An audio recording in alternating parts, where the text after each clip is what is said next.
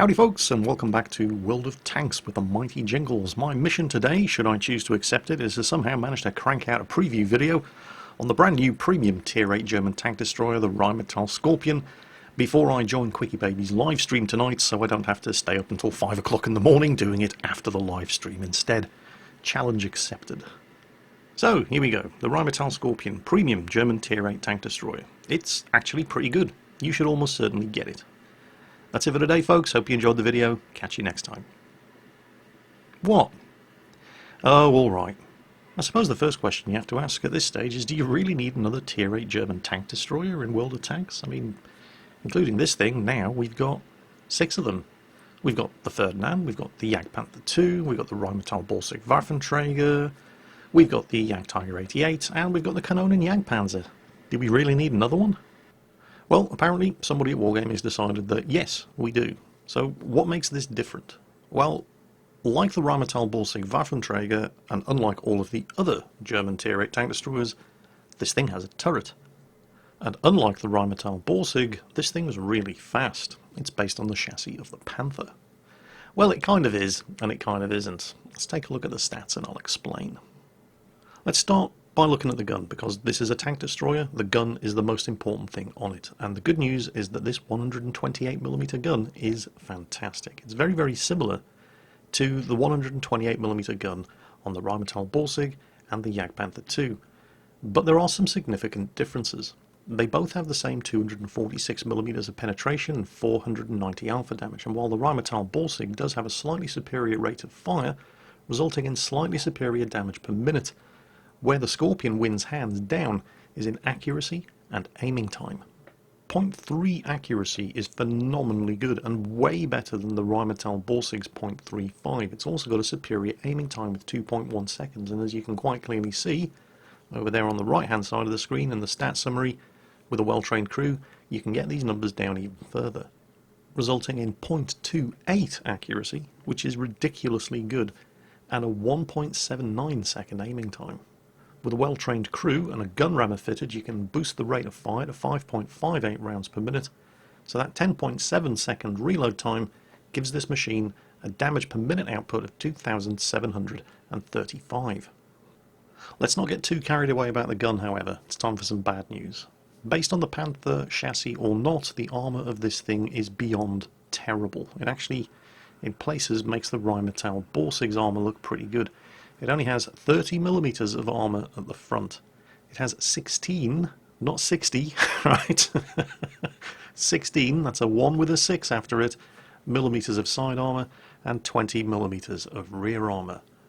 Now that armour is bad news, but it could easily have been a lot worse. It's still not good because pretty much everybody is going to be firing high explosive at this thing. It is an open-topped vehicle. Yes, it has a turret, but as you can see, it's only really a gun shield to the front of the tank, and the rear is open, so high explosive is going to do a lot of damage to this thing. However, anybody firing armour piercing at you from the front, well, things could have been a lot worse. They're still not good, but that 30mm of frontal hull armour means that this cannot be completely overmatched by 90mm guns or lower, so that's a lot of the American medium tanks, some of the American heavy tanks, and all of those German 88mm guns. Now, you should by no means rely on your frontal armour to protect you, but what it does mean is that these kind of guns can only achieve a partial overmatch. So if, for example, you're cresting a ridge line and pointing the gun down over the other side of the ridge, with that sloped 30mm of armour, if a 90 or 88mm gun is shooting at you as you fall back over that ridge, there's a very good chance it's actually going to ricochet off your frontal armour. Now, I definitely don't recommend that this is something you should go out there and test in battle, because it's not something you should be relying on. Nevertheless, you are going to find from time to time that you do get bounces off the front of this thing when you're least expecting it, if you're shooting at this thing with 90, 88 or 75mm guns. Time for some more good news. Now, this is not a particularly light machine. It weighs just short of 40 tons. I don't quite know where all the weight came from. It's certainly not the armour, probably the engine and the gun. But it does have a powerful 650 horsepower engine, which gives it a respectable power-to-weight ratio and a top speed, and this is the great news, of 60 kilometers per hour. It will even do 20 kilometers per hour in reverse. And the hull traverse isn't terrible either, with 35.56 degrees per second, again depending on crew skills. So mobility and firepower, very good. Armour, not so much. Further good news for potential Skorpion owners is that this is actually a very, very sneaky machine too. Despite the fact that it is a taller machine than the Rheinmetall Borsig, the camera ratings for the two machines are very, very similar, with the Rheinmetall Borsig having a slight edge when stationary and the Skorpion having a slight edge while on the move. The base view range is a reasonable 360 meters, again exactly the same as the Rheinmetall Borsig, although even without the addition of things like binocular telescopes and coated optics, I've managed to boost that up to 388 meters with crew skills alone. The radio, on the other hand, is junk. It only has a 400 meter signal range. But, well, you can probably live with that. Well, you're going to have to, because there's no option to upgrade. It's a premium vehicle. Speaking of upgrades, gun rammer, obviously. With the gun rammer installed, you get the reload down to just over 10 seconds, which pushes the damage per minute up to just over 2,700. Now, unfortunately, you can't fit a vertical stabilizer onto the Skorpion, and because it's an open turreted vehicle, no crew ventilation either, and that made me a very, very sad panda. So for my second choice, I went with a gun lane drive, but, well, you can easily get away without using a gun lane drive in this machine because it has a very good aiming time anyway, and I think a better choice would probably be something like coated optics, given how maneuverable and fast this machine is. You're probably going to be spending a lot of time playing it like, well, like a Tier 8 Hellcat. And so the option of having better visibility while on the move is definitely not a terrible idea, and I think is probably what I should be using rather than the gun lane drive. And for my third choice, because, well, this is a sneaky tank destroyer, I've gone with the camo net.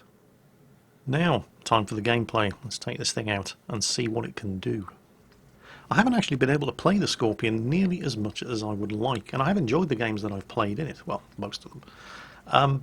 But you can blame World of Warships for that. Wargaming, they're typical. They've given me 10 new battleships to play test, 9 of them German, 1 of them French, and the Skorpion at the same time. And the embargoes on when I can actually produce content for them happened within a day of each other as far as the Scharnhorst was concerned and the Skorpion.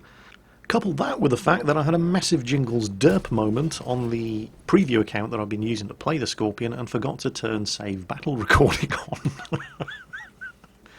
And I'd actually had a couple of good games in the Skorpion. I thought, oh, they'll be good for YouTube. And then realised that I didn't have the replays. So, yeah.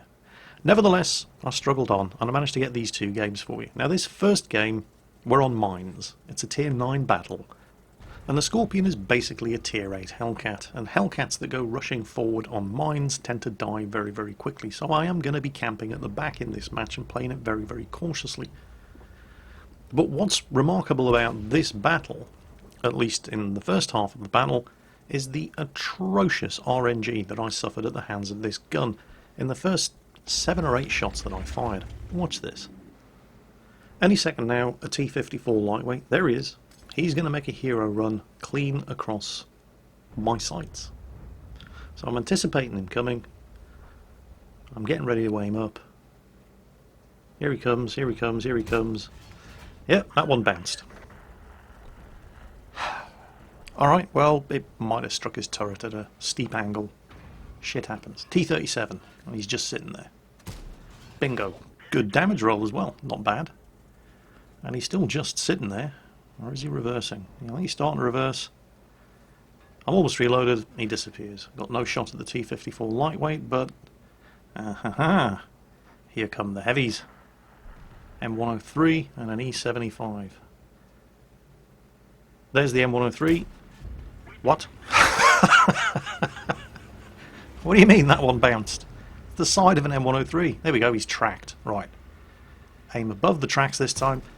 Oh, for God's sake, E75! Get out of the way! Alright. Still not spotted. I'll have another go. M103 has managed to pull back. E75, aim for the lower plate.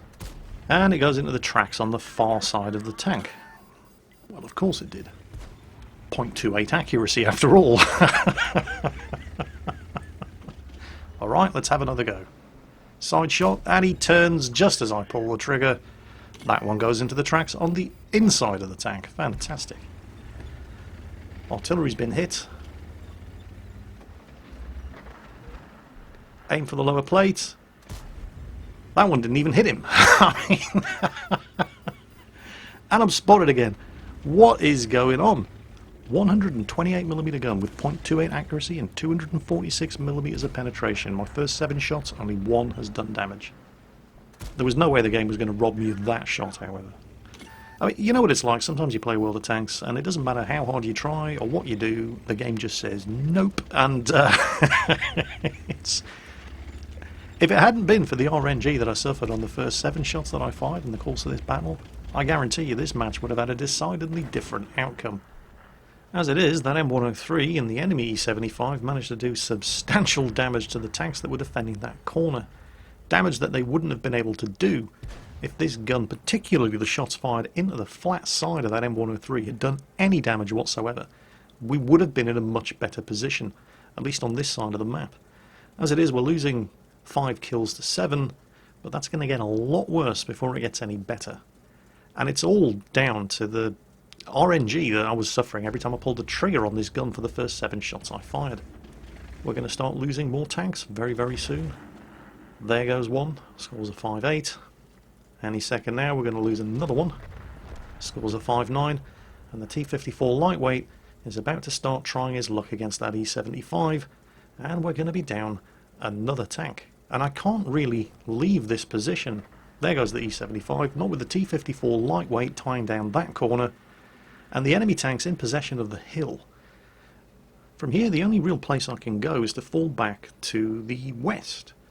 But that would leave the base wide open on this side, and the only other tank we have on the left is a Walker Bulldog, and he's retreating in the face of superior enemy firepower as well. So all I can really do here is dig in and wait. Now that T54 Lightweight looked like he was making a break for it, but don't know where he's gone. We know there are enemy tanks on the hill. We know there are enemy tanks approaching from the western flank over the island. Oh, there's the... got him. Okay, that's the T-37. And here comes the T-54 Lightweight. Looks like they both decided to push up together. I'm probably not going to be able to one-shot this guy, but I'll come close, and the artillery finishes him off. And they are pushing both flanks at the same time here. Walker Bulldog is isolated over there, but he's gonna charge that IS and have a go. I, however, have slightly more immediate problems in the shape of an IS-3. And he's side-scraping the corner. Oh no. Alright. I took a hit, but my tracks ate it. He took a hit, and his tracks ate it. Myself and the Crusader SP are both waiting for him to make the next move. The Walker Bulldog over there on the island is rushing the IS, and he's killed him. We've done some good damage to this IS-3, but yep, enemy artillery. Very, very lucky not to be knocked out permanently there. I took another hit. This time I actually did some damage, but we've managed to kill the IS-3, and we've kept the Crusader self-propelled gun in play as well. Targets are up. T-49, no. M103, score a hit. His return shot misses. Artillery also scores a hit. He's probably not feeling very clever around about now. But the eastern side is wide open, and it's been quiet for far too long. My spider sense is tingling, and yep, T-34-1. Finish him off. Another kill. Spotted again, of course, and do need to be aware that enemy artillery, particularly that GW Tiger, because he's had a good game. Although we really need to worry about the M103 first, and well, if he's going to drive around sideways in front of me like that, then fine, I'll take the shot. Enemy artillery could kill me and the Crusader SP with one shot here, so I'm not taking any more chances. The immediate threat is dealt with. T-49 on the hill up there. Hug the rocks until I'm no longer spotted. Safe from artillery. Have to kill that T-49 before I can make a move. Well, I have to kill him before I can make a move safely, but the longer I hang around here behind this rock with the Crusader SP, the greater the chances that enemy artillery are going to get lucky and knock one or both of us out. So is that T-49 still spotting? Poke. Sixth Sense didn't go off. Alright, that's a good sign. But I'm not completely convinced yet. Let's poke the other side. Sixth Sense didn't go off. So, is the T-49 making a move, or is he just relocating to another position on the hill to try to get spots on the remaining tanks on the team? Still didn't get spotted. At some point you just have to make a decision. So I'm reasonably confident at this point that the T49 has moved elsewhere. And the longer... Ah, no, I did get spotted. That probably means, and I'm pinging the map here to alert the team, he's up there in the village up ahead. Probably. So I'm going to go for it, using these buildings as cover. And I get spotted again. You see, that only probably means that he's in the village up ahead. Yeah. Oh well. Well, I had to do something, and I very, very nearly lost my tank because of it. He is still up there. He was just moving around from rock to rock, and when I poked out to check whether or not he was on the hill, I was just unlucky with the timing. But, well, I haven't had much luck in this game.